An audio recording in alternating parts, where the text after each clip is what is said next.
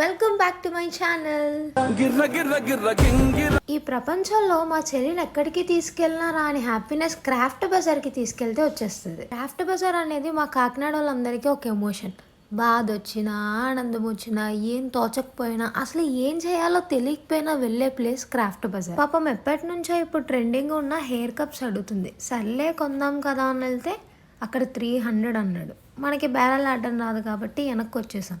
అదే మా అమ్మాయి ఉంటే 30 రూపాయల నుంచే బేరం ఆడడం మొదలెట్టేది. మనకున్న జబ్బు ఏంటంటే ఏం కొనకపోయినా అన్నీ చూసేయాలి, నచ్చిన అలా రేట్లు అడిగేయాలి. క్రాఫ్ట్ బజార్లో దొరికే హ్యాండ్ బ్యాగ్ కలెక్షన్ భలే క్యూట్ ఉంటుంది, కానీ నిజంగా కొంటే 2-3 రోజుల్లో ఎక్కడ చిరిగిపోద్దా అని భయం వేస్తుంది.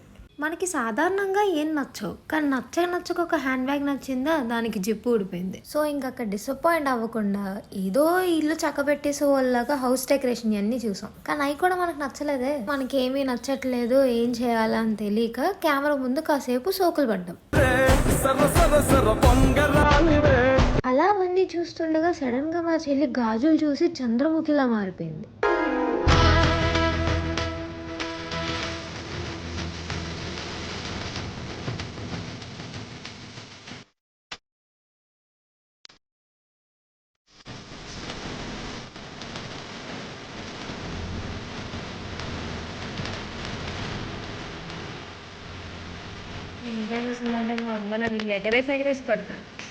నరదృష్టికి నాకు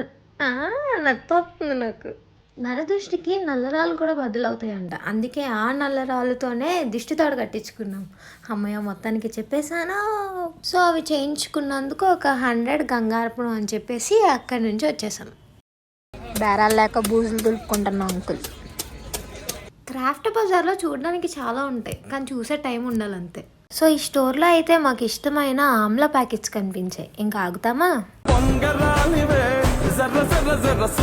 అలా చూస్తుంటే పక్క స్టోర్లో పూసల దండలు కనిపించాయి. అవి చూడగానే మనసు లాగింది, కానీ 900 అనగానే మళ్ళీ నా మనసు నా దగ్గరికి వచ్చేసింది. ఎప్పుడు ఎక్కడ క్రాఫ్ట్ బజార్ పెట్టినా నా ఫేవరెట్ స్టాల్ ఏదైనా ఉందంటే అది ఇదే. ఐ లవ్ గుజరాతీ ఫుడ్, ఎందుకంటే వాళ్ళ ఫ్లేవర్స్, స్పైసెస్ చాలా యూనిక్గా ఉంటాయి. సో ఇంకా అక్కడ మాకు కావాల్సినవి అన్నీ కొనేసుకొని బయటకు వచ్చేసాం. మీరు కూడా సరదాగా మీ ఫ్యామిలీతో క్రాఫ్ట్ బజార్కి వెళ్ళండి. ఒకవేళ వెళ్ళుంటే అసలు మీ ఫేవరెట్ స్టాల్ ఏంటో కమెంట్ చేయండి. And don't forget to subscribe my channel.